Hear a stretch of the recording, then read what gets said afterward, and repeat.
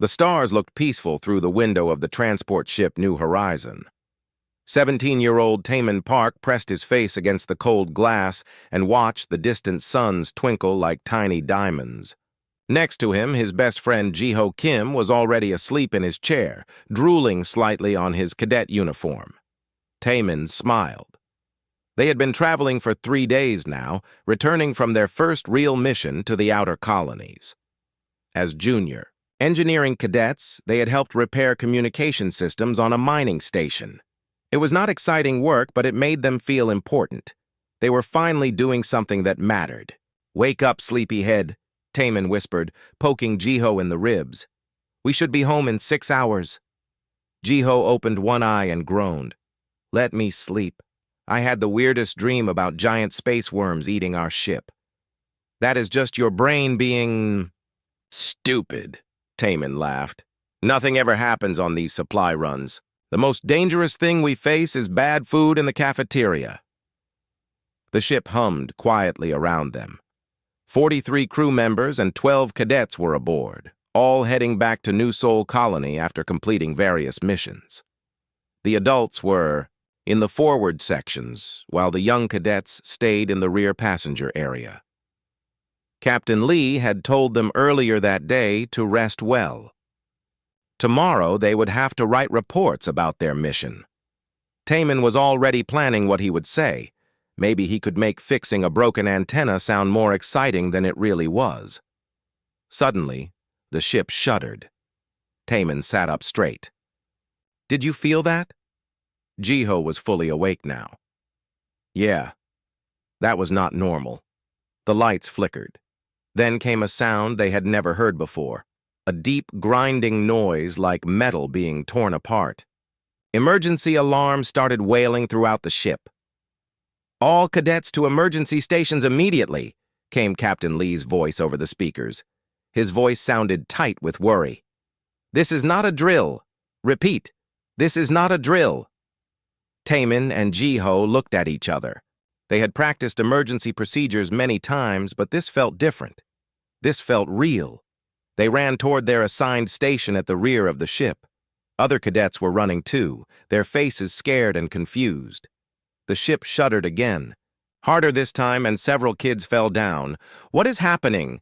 asked Sumi, a 15-year-old girl from their training group. "I do not know," Taman said, helping her up. "But we need to get to our positions." They reached the emergency area just as Lieutenant Park burst through the door. She was not related to Taman despite sharing his last name. Her uniform was torn, and there was blood on her forehead. "Listen carefully," she said, breathing hard. "We are under attack. Unknown ships appeared from hyperspace and started firing on our convoy. 3 escort vessels are already destroyed." The cadets gasped. Sumi started crying. "We are abandoning ship," Lieutenant Park continued. "Adult crew will use the main escape pods. All cadets will use pods 7 and 8. Move quickly, but do not panic!" Another explosion rocked the ship. This time the lights went out completely. Emergency lighting kicked in, bathing everything in red. "Go, go, go!" Lieutenant Park shouted. Taman grabbed Jiho's arm, and they ran toward escape pod 7. Behind them, they could hear Lieutenant Park helping other cadets toward Pod 8. The ship was shaking constantly now, and they could hear the horrible sound of hull plating being ripped away. They reached the escape pod just as another massive explosion shook the ship. The blast threw Taman against the wall, and he hit his head hard. Stars danced in front of his eyes. "Taman!" Jiho grabbed his friend and pulled him toward the pod. "Come on, we have to go now." 4 other cadets were already inside the small escape pod. Jiho pushed Taman into a seat and strapped him in. The pod was designed for 8 people, but it felt very cramped with 6 scared teenagers inside. "Where is Lieutenant Park?" asked Dongmin, a boy from their engineering class. "She is helping the others," Jiho said, taking the pilot seat even though he had only basic training. "We cannot wait." Through the pod's small window, they could see flashes of light outside. Laser fire and explosions lit up space like a deadly fireworks show. In the distance, Taman could make out strange ships with weird angles and dark hulls. They looked nothing like human vessels. "Who are they?" whispered Hyejin, another cadet. "I do not know," Jiho said, his hands shaking as he worked the pod's controls. "But they are definitely not friendly." The escape pod's systems came online. Jiho hit the launch button and they shot away from the dying New Horizon. Through the rear camera, they watched their ship break apart in a ball of fire and metal. "No," Taman whispered, still dizzy from hitting his head. "All those people." "Maybe they got out," Jiho said, but his voice did not sound convinced. "Maybe the other pods made it. They flew through space, their small pod trying to get away from the battle." But their relief was short-lived. Warning alarms started beeping inside the pod. "What now?" Dongmin asked. Jiho checked the displays. His face went pale. "We took damage during launch. The navigation system is broken. And the communication array got hit by debris." "Can you fix it?" Taman asked, his head starting to clear. "I do not know. Maybe. But first we need to find somewhere safe to land." Hyejin pointed out the window. "What about that moon?" Ahead of them was a small gray moon orbiting a gas giant. It looked dead and empty, but it was better than floating in space where the alien ships might find them. "It will have to do," Jiho said. He tried to control their descent, but the pod was not responding properly. "Hold on, everyone, this is going to be rough." The pod shook as it entered the moon's thin atmosphere. Jiho fought with the controls, but they were coming in too fast and at the wrong angle. The ground rushed up toward them. "Brace for impact," Jiho yelled. The pod hit the rocky surface and bounced twice before sliding to a stop. Metal groaned and something sparked in the control panel. Then everything went quiet, except for the sound of their own breathing. Taman unbuckled his harness and looked around. Everyone seemed alive but shaken. The pod's hull had several cracks, and one window was spider-webbed with breaks. "Is everyone okay?" he asked. The others nodded, though Hyejin had a cut on her arm and Dongmin looked like he might throw up. Jiho was still checking the controls. "Bad news," he said. "Life support is damaged. We have maybe 3 days of air if we are careful. The emergency beacon was destroyed in the crash, and we have no way to call for help." Taman felt his heart sink. They were stranded on a dead moon with no way to contact anyone. Worse, they did not even know if anyone was left alive to rescue them. A small maintenance drone in the corner of the pod chirped softly. It was Aria 7, a simple repair bot that had been aboard their ship. Its display screen flickered weakly. "At least we are not completely alone," Jiho said with a weak smile. But as Taman looked out at the barren landscape of the moon, he wondered if being alone might have been better than slowly running out of air with no hope of rescue. Outside, the alien battle continued to rage among the stars. 6 hours had passed since the crash. The inside of the escape pod felt like a tomb. Taman sat quietly in his seat, watching Jiho work on the damaged life support system. His friend's hands moved quickly over the exposed wires and circuits, but sweat beaded on his forehead. The work was not going well. "How much time do we have left?" asked Hyejin. She was trying to sound calm, but her voice shook. Jiho looked up from his work. "Maybe 60 hours if I can get this fixed. Less if I cannot." Dongmin was sitting near the cracked window, staring out at the empty moon surface. "My parents do not even know where I am," he whispered. "They think I am coming home tomorrow." "We will get home," Taman said, though he did not feel as sure as he sounded. "Someone will come looking for us." "Who?" asked Sumi, the youngest cadet. "Those alien ships destroyed everything. Maybe no one is left to look." The pod fell silent, except for the quiet humming of the air recycler and the soft beeping of Area 7. The little maintenance drone was plugged into the pod's power system, trying to help diagnose their problems. Its screen flickered with diagnostic. data that none of them could fully understand. Taman stood up and walked to the back of the pod where pieces of debris from their ship had gotten stuck in the hull during their escape. Something glittery caught his eye among the twisted metal and plastic. "Jiho, come look at this," he called. His friend crawled over, still holding a tool. "What is it?" Taman pointed to several small fragments embedded in the pod's rear wall. They looked different from human technology. The metal was darker and had strange patterns carved into its surface. Some pieces were still glowing with a faint blue light. "I think this is from one of those alien ships," Taman said. "It must have hit us when we were escaping." Jiho touched one of the fragments carefully. It was warm. "Area 7, can you scan this?" The little drone rolled over on its treads and extended a sensor arm. It beeped several times as it examined the alien metal. Then its screen lit up with scrolling text and symbols. "What does it say?" Hyejin asked, joining them. Area 7's voice was mechanical but clear. "Unknown alloy composition detected. Advanced technology present. Data structures identified within material matrix."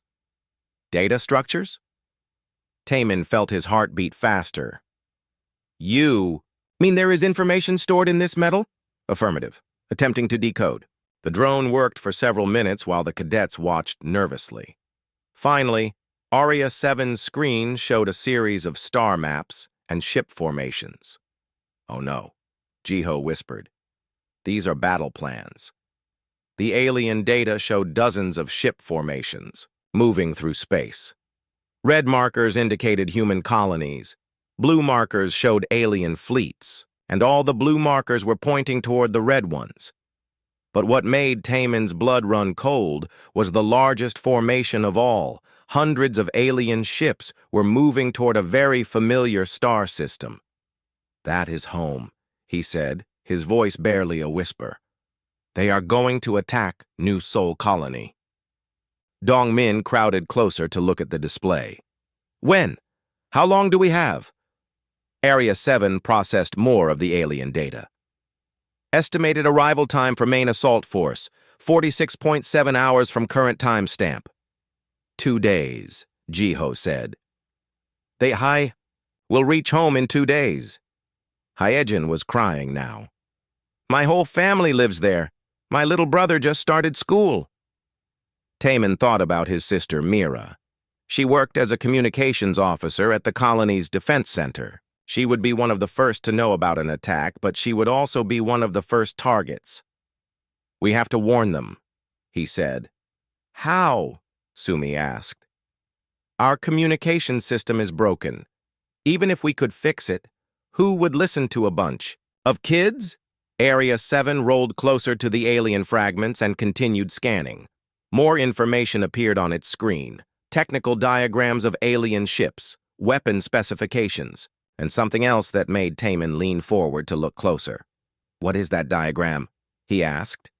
"Shield generator configuration," Area 7 replied.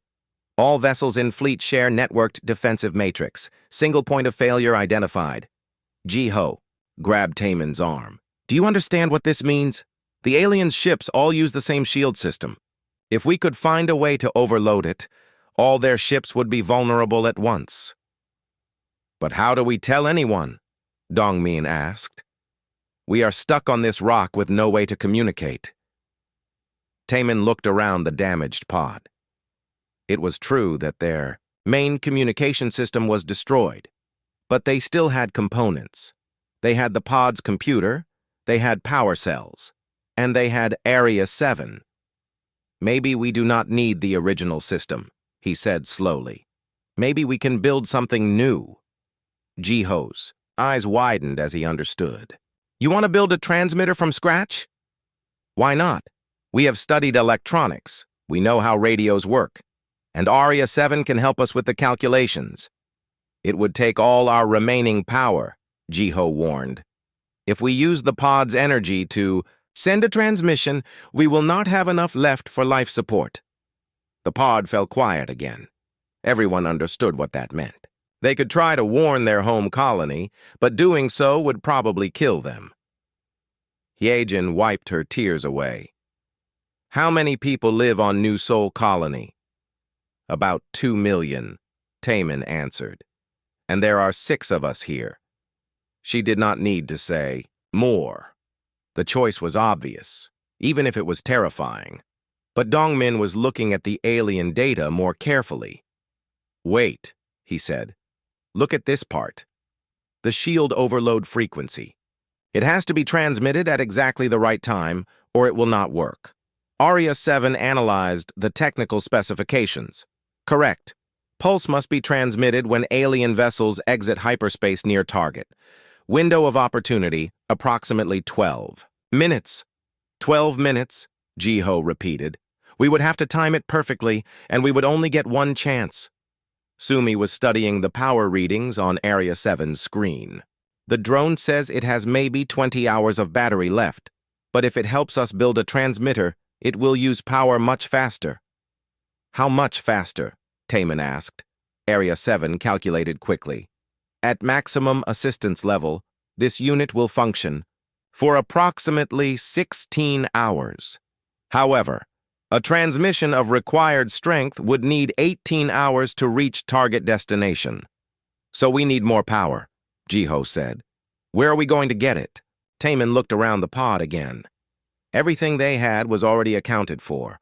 The life support, the emergency systems, the lights. If they shut down life support completely, they might have enough power for the transmission. But they would only have a few hours of air left in the pod. We could do it, he said quietly.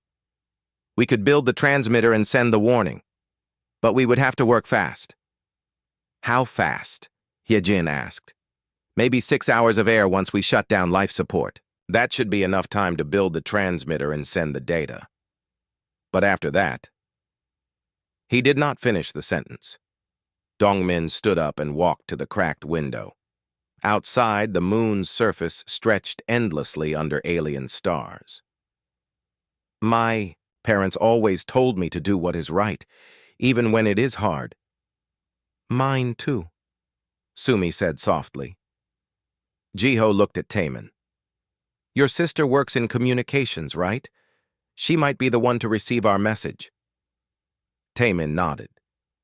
If anyone can understand what we are sending, it will be Mira. Area 7 rolled between them, its sensors still analyzing the alien fragments.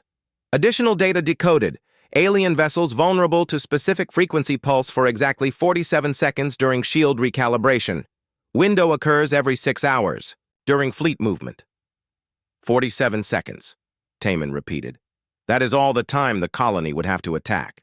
Then we better make sure they know exactly when those 47 seconds will happen, Jiho said. He looked around at the other cadets. All of them were scared, but all of them were nodding. Even young Sumi had stopped crying and was looking determined. Okay, Taman said. Let's save our home. Outside the pod, the battle among the stars had ended. The alien ships were gone, leaving only debris and the fading glow of destroyed human vessels. But inside the small escape pod on a forgotten moon, 6 young people were about to attempt something that might change the fate of 2 million colonists. Area 7 began calculating the components they would need for their impossible transmitter. 12 hours had passed since they found the alien data. The inside of the pod now looked like an electronics workshop had exploded. Wires hung from the ceiling. Circuit boards were scattered across the floor, and every panel had been opened to reach the components inside.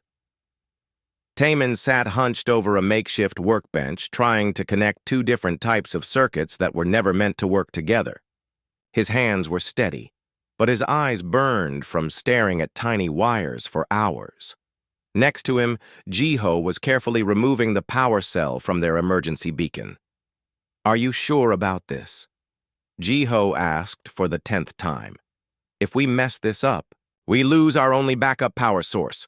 We already decided, Taman replied without looking up. No backup plans. We put everything into making this work. Across the pod, Hyejin and Dongmin were working with Aria 7 to decode more of the alien technical data. The little drone had been pushed far beyond its normal limits, and its movements were getting slower. Aria 7, how much power do you have left? Hyejin asked. The drone's voice crackled with static. 14 hours and 23 minutes at current usage rate. However, building the transmission array will require 8 hours of intensive processing. This leaves insufficient power for the actual transmission phase. Sumi looked up from where she was carefully unwrapping the metal foil from their food packages. They were using every scrap of conductive material they could find. What if we give Aria 7 some of our power? We already calculated that, Dongmin said sadly. If we share our power with the drone, we will not have enough left for the transmitter itself. It was the same problem they kept running into. No matter how they tried to solve it, they always came up short. They needed Area 7 to help build the transmitter, but they also needed the drone to help send the message. They could not do both with the power they had.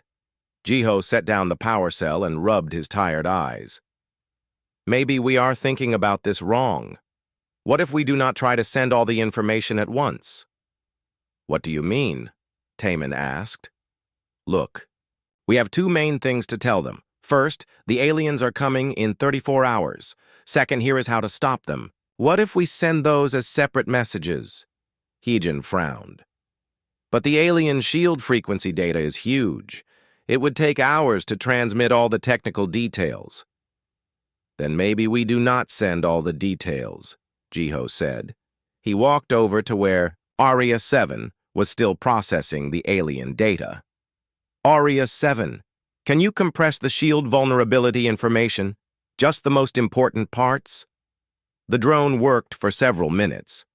Compression possible. Essential data can be reduced to 12 minutes of transmission time. However, technical precision will be decreased. Will it still work? Taemin asked. Probability of successful implementation by colony defense forces, 67% with compressed data, 94% with complete technical specifications. Taemin and Jiho looked at each other. 67% was not great odds, but it was better than 0, and it meant they might actually have enough power to send the message. There is still another problem, Dongmin said quietly. Who is going to believe us? We are just kids. Even if our message gets through, will anyone take it seriously? It was a good question. Colony defense forces did not usually take orders from 17-year-old cadets, especially cadets who were supposed to be dead. My sister Mira works in the communications center, Taemin said. She knows my voice. She knows I would not lie about something like this. But will she be on duty when our message arrives? Sumi asked. I do not know. The message will take 18 hours to reach New Seoul Colony. It will arrive sometime tomorrow morning colony time. Jiho was already working on the problem. We can program the message to repeat. If we time it right, it will keep broadcasting. For several hours, someone will hear it. Several hours? Hyejin looked worried. That will use even more power. Not if we are smart about it, Taemin said, an idea forming in his mind. What if we send the message in 2 parts? First, we send a short emergency signal, just enough to get attention and tell them something big is coming. That will not use much power. And then, Dongmin asked, then we use our remaining power to send the technical data about the shield vulnerability. If the first message gets people listening, they will be ready for the second one. Area 7 calculated the power requirements. 2-part transmission plan. Feasible. Warning signal requires 40 minutes. Technical data requires 12 minutes. Total transmission time, 52 minutes. Available power, 53 minutes and 14 seconds. That is cutting it very close, Jiho said. Too close, Hyejin added. What if something goes wrong? What if the transmitter does not work perfectly? We need some safety margin. Taemin stared at the alien fragment still embedded in their hull. There had to be another way to get more power, or use less power, or find more time. Wait, he said suddenly. Area 7, you said the alien ships have a shield vulnerability window every 6 hours, right? Correct. 47-second window occurs every 6 hours during fleet movement. So there will be multiple chances to attack them. The colony does not have to get it right on the first try. Dongmin caught on to what Taemin was thinking. So we do not have to send perfect technical data. We just have to send enough information for them to find the vulnerability on their own. Exactly. We are not trying to give them a complete instruction manual. We are just pointing them in the right direction. Aria 7 processed this new approach. Simplified technical data package, 4 minutes transmission time. Warning message, 40 minutes. Total time required, 44 minutes. Power available, 53 minutes and 14 seconds. Safety margin, 9 minutes and 14 seconds. That is much better, Jiho said, smiling for the first time in hours. We actually have a real chance of making this work, but Sumi was looking at the life support readings. What about us, though? Once we shut down life support to power the transmitter, how long do we have? 6 hours of air, Taemin said quietly. Maybe 7 if we are very still and do not talk. Much. And how long to build the transmitter? 8 hours minimum. The pod fell silent as everyone understood the problem. They needed 8 hours to build the transmitter, but they would only have 6 or 7 hours of air once they shut down life support. So we have to start building now, Hyejin said. While we still have life support running, we build as much as we can, then shut down life support at the last possible moment. That could work, Jiho agreed. We get everything ready except the final connections. Then we shut down life support, make the last connections, and send the message. Taemin was already reaching for his tools. Then we better get started. We have a transmitter to build and a colony to save. As the 6 cadets began working frantically on their desperate plan, Aria 7 continued processing the alien data. Deep in the technical specifications, the drone found something interesting. The alien shield system had a backup mode that activated if the primary shields failed, but the drone's power levels were too low to properly analyze this new information. By the time Aria 7 could process it fully, it might be too late to include in their transmission. Outside the pod, the alien fleet continued its journey toward New Sol Colony, unaware that 6 human children on a dead moon had discovered their greatest weakness. The transmitter was taking shape, but it looked nothing like any communication device from their textbooks. Taemin had connected the pod's entertainment system to the navigation computer using wires from their personal tablets. Jiho had somehow turned their food heating unit into a signal amplifier. The whole thing was held together with metal foil, emergency tape, and hope. This should not work, Dongmin said, staring at the strange device. Most of human history should not work, Taemin replied, carefully soldering a connection between 2 completely different circuit types. But we keep finding ways to make impossible things happen. It had been 18 hours since they started building. They had 4 hours of life support left, which meant they needed to shut down the environmental system soon. Everyone was tired, hungry, and scared, but they kept working. Aria 7 rolled between them, its movements now jerky and slow. The little drone was running on fumes, but it refused to give up. Warning, power levels critical. Recommend immediate shutdown to preserve core functions. Not yet, Taemin said. We still need you to calibrate the frequency generator. This unit may not have sufficient power remaining for calibration and transmission assistance. Jiho looked up from where he was connecting their improvised antenna to the pod's hull. Then we will have to choose. Do we want Area 7 to help us finish building this thing or help us send the message? It was another impossible choice. The frequency calibration was incredibly complex. Without Area 7's help, they would probably get it wrong. But they also needed the drone's processing power to manage the transmission itself. Hyejin was monitoring their remaining power. We have to make a decision soon. Life support is using power we need for the transmitter. Sumi had been quiet for the last hour, but now she spoke up. Area 7. If you help us finish building the transmitter, can you teach us how to operate it? Affirmative. Basic operation procedures can be downloaded to your personal tablets. And if we mess up the transmission? Probability of successful transmission without drone assistance, 42%. But probability of successful transmission with a badly built transmitter, 0%. Taman set down his tools. The choice was clear. They needed Area 7 to help them finish the transmitter properly. They would have to handle the actual transmission themselves. Okay, Area 7, use your remaining power to help us complete the device. Transfer all the operation instructions to our tablets. Acknowledged. Beginning final calibration sequence. While the drone worked, the cadets made their final preparations. They sealed the cracks in the pod's hull with everything they could find. They gathered all their remaining food and water in one place.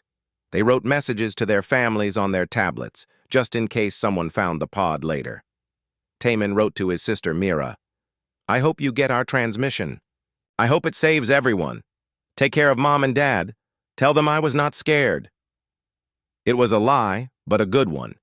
Jiho wrote to his parents about how proud he was to be their son and how he hoped their farm would grow strong after the war. Hyejin wrote to her little brother, telling him to be brave and study hard. Dongmin wrote to his girlfriend, saying he was sorry they would not get married like they had planned. Sumi wrote to her whole family, telling them she loved them and asking them to remember her as someone who tried to do the right thing. "Calibration complete," Area 7 announced. "Transmitter ready for operation. Downloading instruction protocols to cadet tablets." The drone's screen flickered as it transferred the information. Then its lights dimmed and went out. Area 7 had used its last bit of power to help them. "Thank you," Taman whispered to the silent drone. Jiho checked their power levels one more time. "We need to shut down life support now if we want enough energy for the transmission." "Wait," Hyejin said. "Should we test the transmitter first? What if it does not work?" "If we test it, we will not have enough power left for the real message," Taman explained. "We get one chance. It has to work the first time." Dongmin was looking at the timer on his tablet. "The alien fleet will reach New Seoul in 16 hours. Our message will take 18 hours to get there. If we do not send it in the next 2 hours, it will arrive too late." "Then we send it now," Sumi said firmly. "Right now!" Taman's finger hovered over the life support shutdown button. Once he pressed it, there was no going back. They would have maybe 6 hours of air, and then it would be over. He thought about his sister again. Was she at work right now? Was she looking at the stars and wondering if her little brother was safe? In a few hours, she might hear his voice, coming through the radio, carrying news that could save her life and the lives of everyone she loved. "For New Seoul Colony," he said, and pressed the button. The life support system shut down with a soft whine. Immediately, the air felt different. Thinner. More precious. "Okay," Jiho said, taking his position at the transmitter controls. "Taman, you handle the frequency modulation. Hyejin, monitor our power levels. Dongmin, watch for any system problems. Sumi, you keep track of time." They worked together like a team that had been doing this for years, even though none of them had ever operated a homemade transmitter before. Human adaptability at its finest, Taman thought. Give people an impossible situation, and they would find a way to make it work. The transmitter hummed to life, drawing power from every system in the pod. Lights dimmed, the computer slowed down, but the signal was strong and clear. Beginning. "Transmission of emergency warning," Jiho announced. Taman's voice went out into space, carrying their desperate message across the void. "New Seoul Colony, this is Cadet Taman Park. If you are receiving this message, you are in immediate danger. An alien fleet is approaching your system. Estimated arrival time, 14 hours from this transmission. This is not a drill. The aliens have advanced weapons and shield technology. But they have a weakness. Stand by for technical data." The first part of their message took exactly 40 minutes to send, just as they had calculated. Now came the Harder part, transmitting the complex technical data about the alien shield vulnerability. Power levels holding steady, Hijin reported. But we are using it fast.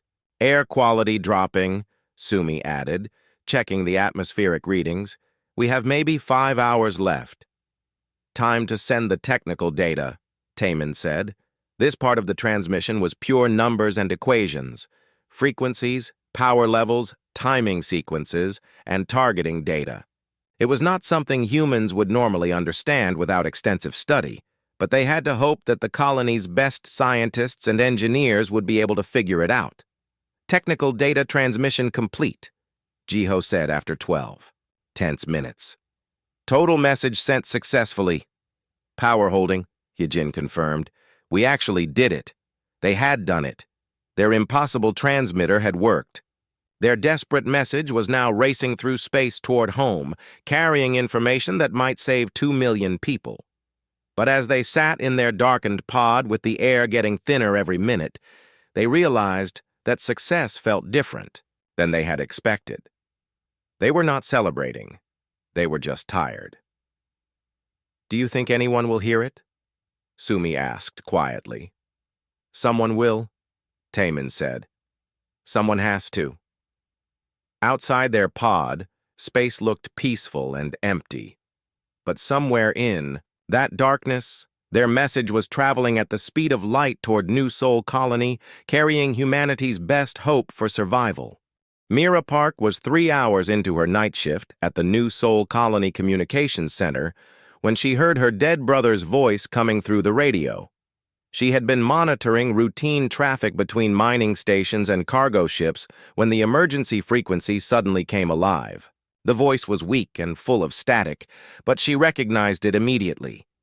New Sol Colony, this is Cadet Taman Park. If you are receiving this message, you are in immediate danger. Mira's coffee mug slipped from her hands and shattered on the floor. Taman was supposed to be dead. His ship had been destroyed 3 days ago with all hands lost. She had already started planning his funeral. Commander Yuki, she called to her supervisor. You need to hear this. Commander Tanaka walked over, looking annoyed at being interrupted. She was a stern woman who did not like disruptions during the night shift. What is it, Specialist Park? It is my brother. He is alive. Your brother is dead, Mira. We got the report. The New Horizon was destroyed by unknown attackers. There were no survivors. Just listen, Mira pleaded, turning up the volume. Taman's voice continued. An alien fleet is approaching your system. Estimated arrival time, 14 hours from this transmission. This is not a drill.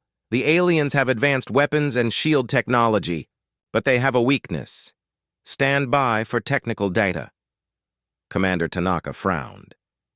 This could be some kind of alien trick. A way to make us panic and do something stupid. No, Mira said firmly. That is my brother's voice. I have known him for 19 years. I know how he talks when he is scared but trying to be brave. This is real. The technical data portion of the message began, filling the air with complex numbers and formulas. Commander Tanaka listened for a few minutes, then shook her head. Even if this is real, it does not make sense. How could a group of cadets know about alien technology? And why would we risk everything based on a message from children? But Mira was already working at her computer, analyzing the signal. The transmission source is from the Kepler 442 system. That is exactly where the New Horizon was attacked. And look at this. She pointed to her screen. The signal is very weak, but it is using emergency protocols that only our people know. It could still be fake. Commander, what if it is not? Fake? What if my brother really did find this information somehow? Can we afford to ignore it? Before Commander Tanaka could answer, another voice joined the conversation. I think we should take it seriously. They turned to see Dr. Kwan approaching their station. He was the colony's chief science officer and one of the few people Commander Tanaka actually respected. Dr. Kwan, what are you doing here so late? The commander asked. I was working on some unusual energy readings our deep space sensors picked up yesterday. Readings that match the power signatures described in this transmission. He gestured toward the radio.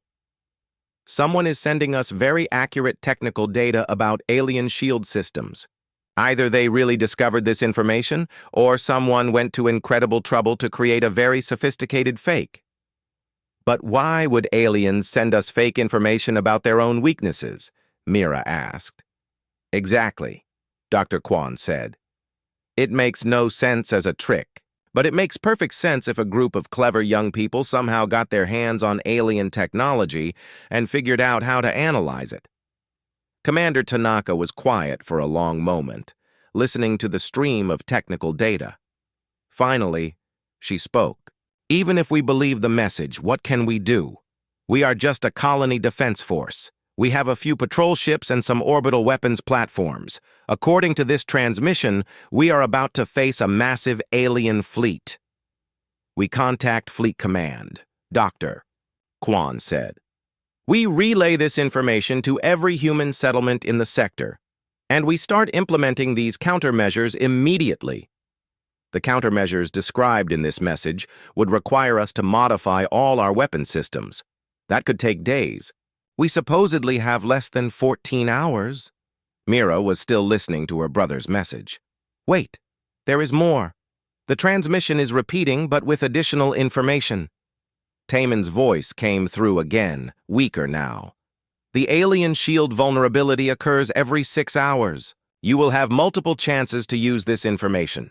The window lasts exactly 47 seconds each time. You must coordinate all your attacks during those 47 seconds, or the aliens will adapt their shields to block future attempts. Multiple chances, Dr. Kwon repeated thoughtfully. That changes things. We do not have to get everything perfect on the first try. Commander Tanaka was already reaching for her communications panel. I am calling an emergency meeting of the Defense Council. Dr. Kwon, I want you to analyze every bit of this technical data. Mira, keep monitoring that transmission. Record everything. Yes, Commander. As alarms began sounding throughout the colony's command center, Mira listened to her brother's voice repeat the same desperate message over and over. Each time it seemed a little weaker, a little more distant. 18 light years away, Taemin and his friends were sitting in their dark pod with the air running out. They had no way of knowing if their message had been received, no way of knowing if anyone believed them, no way of knowing if they had succeeded or failed. How much air do we have left? Jiho asked weakly. Sumi checked the readings. Maybe 2 hours, 3 if we stay very still. Do you think it worked? Hyejin whispered. I do not know, Taemin replied, but we did everything we could. Dongmin was looking out the cracked window at the stars. At least we tried. At least we did not just give up. Back on New Seoul Colony, the Defense Council meeting was unlike anything in the colony's history. Scientists, military officers, and government officials crowded into the command center to hear the impossible story of 6 cadets and their homemade transmitter. Some people thought it was fake. Others thought it was real, but useless. But Dr. Kwon had spent hours analyzing the technical data, and his conclusion was clear. This information is accurate and actionable, he announced to the room. The alien shield system does have the vulnerability described in the transmission. If we can coordinate our attacks correctly, we can penetrate their defenses. How confident are you? Asked Colonel Martinez, the colony's military commander. 90% confident in the technical analysis. Less confident in our ability to implement it correctly with so little time to prepare. What do we need to do? Modify our weapon systems to generate the specific frequency pulse described in the message. Coordinate all our defensive platforms to fire at exactly the same moment, and hope that a group of teenage cadets understood alien technology better than anyone else in human space. Commander Tanaka looked around the room at the worried faces. All in favor of implementing the countermeasures described in the transmission? Every hand in the room went up. Then let's get to work. We have 10 hours to save our colony. As the defense teams scattered to their tasks, Mira remained at her communication station, still listening to her brother's voice growing weaker with each repetition. She had no way to tell him that his message had been received, that people were listening, that his desperate gamble might actually save them all. But she hoped somehow he would know. The air inside the pod was almost gone. Taman could barely keep his eyes open as he watched the power levels on their improvised transmitter slowly drop to zero. They had been broadcasting their message for 6 hours straight, using every bit of energy left in their systems. "Is it still working?" Sumi whispered. Speaking took too much effort now. Jiho nodded weakly. He was still at the controls, making tiny adjustments to keep the signal going for as long as possible. Few more minutes, maybe. The other cadets were barely conscious. Hee-jin had fallen asleep an hour ago and had not woken up since. Dong-min was staring at the ceiling with unfocused eyes. Even talking in whispers was becoming difficult. "I hope Mira heard it," Taman said, his voice so quiet. The others almost could not hear him. "She did," Jiho replied. "I know she did." The transmitter finally went silent as the last of their power died. The pod was now completely dark except for the faint light from the stars outside. No power, no air circulation, no hope of rescue. But they had done it. For 6 hours, their desperate message had broadcast across space, carrying vital information about the alien threat. Whether anyone had listened was out of their hands now. "At least we tried," Taman whispered, and closed his eyes. The pod fell silent. Meanwhile, 18 light-years away, New Sol Colony was in chaos. Every available person was working frantically to implement the countermeasures described in the cadets' transmission. Weapon platforms were being modified, shield generators were being recalibrated, and defensive positions were being coordinated. Dr. Kwan had not slept in 12 hours. He was in the main engineering bay, personally overseeing the modification of their largest orbital weapons platform. "The frequency has to be exactly right," he told the technicians. "Even a small error could make this useless." "Doctor, we are getting reports from the outer sensor network," called one of his assistants. "Multiple contacts approaching the system, big ones." "How long do we have?" "The alien fleet will be here in 90 minutes. Dr. Kwan looked around at the half-finished modifications. They had made incredible progress, but it might not be enough. "Keep working. We need every second." In the communications center, Mira had not left her station. The transmission from her brother had stopped 3 hours ago, but she kept monitoring the frequency, hoping to hear his voice again. Commander Tanaka found her there, staring at the silent radio. "Any word from your brother?" the commander asked. Gently. "No, the transmission stopped. I think their power ran out." "Mira, what your brother and his friends did?" "It was incredible. Because of them, we have a chance." "Will it be enough?" Commander Tanaka looked at the tactical displays showing the approaching alien fleet. Hundreds of ships, far more than New Sol's defenses could handle under normal circumstances. But these were not normal circumstances. "I do not know," she said honestly. "But thanks to your brother, we are not going in blind." The alien fleet arrived exactly when the cadets' transmission had predicted. Long-range sensors showed a massive formation of dark ships dropping out of hyperspace at the edge of the system. They moved in perfect formation, their networked shields, creating an almost impenetrable barrier. "All defensive platforms report ready," Colonel Martinez announced from the military command center. "Weapon modifications complete. We are as ready as we can be."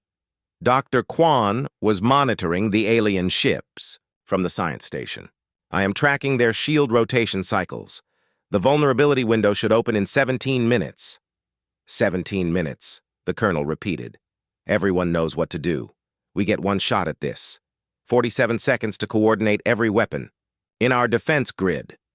The alien ships continued their approach, their weapons charging for the attack. They showed no sign that they knew their plans had been discovered, no indication that they suspected the colonists had found their weakness. 10 minutes to vulnerability window, Dr. Kwan announced. Mira was still at her communications station, but now she was coordinating with defense platforms throughout the system. Every human settlement in the sector had received the technical Data from her brother's transmission. If New Soul succeeded, others would know how to defend themselves too. 5 minutes to vulnerability window. The alien ships were close enough now that people could see them from the colony's observation decks. Dark shapes against the stars like storm clouds bringing destruction. 2 minutes. All platforms ready. 1 minute. Beginning final countdown. Dr. Kwan watched his instruments carefully, tracking the exact moment when the alien shield cycle would reach its vulnerable phase. 30 seconds, 20 seconds, 10 seconds. All platforms. Fire on my mark, Colonel Martinez commanded. 5, 4, 3, 2, 1, mark. Every weapon in New Soul's defense grid fired at exactly the same moment. Orbital platforms, ground-based cannons, and patrol ships all sent their carefully tuned frequency pulses toward the alien fleet. For a few seconds, nothing seemed to happen. The alien ships continued their advance, their shields apparently unaffected. Then, one by one, the alien shield barriers began to flicker and fail. "It is working!" Dr. Kwan shouted. "The shields are down!" What followed was the most one-sided space battle in human history. Without their shields, the technologically superior alien ships were suddenly vulnerable to every weapon the colonists had. Missiles that would have bounced harmlessly off their barriers now found their targets. Energy beams that should have been absorbed cut through their hulls. The alien fleet, so confident in their invulnerability, had no backup plan for shield failure. Within minutes, their perfectly organized formation had turned into scattered wreckage drifting through space. "Alien fleet destroyed," Colonel Martinez reported, his voice filled with amazement. "All contacts eliminated. New Soul colony is secure." The celebration in the command center was loud and joyful, but Mira felt only sadness. They had won, but her brother was still lost on a distant moon, probably dead from lack of air. "Mira," Commander Tanaka approached her station. "We are sending search and rescue teams to the Kepler 442 system. If your brother and his friends are still alive, we will find them." "It has been too long," Mira said quietly. "Even if they survived the crash, they would have run out of air hours ago." "Maybe. But your brother found a way to turn broken parts into a transmitter that saved 2 million people. Do not underestimate what humans can do when they refuse to give up." The rescue ship Dauntless reached the moon where the cadets' pod had crashed 6 hours after the battle ended. The crew expected to find bodies, but they had to look anyway. What they found instead was 6 teenagers barely alive in a pod that should have been a tomb. Somehow, the cadets had managed to create a primitive air recycling system using parts of their transmitter. It had not worked well, but it had worked well enough to keep them breathing for a few extra hours. "This is impossible," the rescue team's medic said as he checked the unconscious cadets. "They should have died hours ago." "Human engineering," the ship's captain replied. "They probably do not even know how they did it." Taman woke up 3 days later in a hospital bed on New Soul Colony. The first person he saw was his sister Mira, crying and smiling at the same time. "Did it work?" he asked weakly. "It worked," she said. "The alien fleet was completely destroyed. No human casualties. You saved everyone. Not just me. All of us. Jiho, Hyejin, Dongmin, Sumi, even Arya-7. They are all fine. Well, tired and hungry, but fine. The drone's memory core was recovered too. The engineers say the innovations you made could change how we build everything." Taman closed his eyes and smiled. They had done the impossible and somehow survived to see it. 6 months later, the Park Kim protocols were standard throughout human space. The techniques that 6 desperate cadets had invented to turn broken parts into working systems became the foundation for a new generation of adaptive technology. When other alien fleets attacked human colonies, they found defenders ready with weapons that could adapt and improvise faster than any programmed system. The humans had learned something their enemies never expected, that the best technology is not the most advanced, but the most flexible. And on New Sol Colony, in the EU Communications Center where it all began, there was a small memorial plaque. It read, "In memory of Aria 7, maintenance drone. Served beyond the call of duty." Below that, in smaller letters, "Sometimes the best humans are the ones that are not human at all." The galaxy had learned something important. Never underestimate what humans will do when everything seems hopeless, because that is when they do their best work.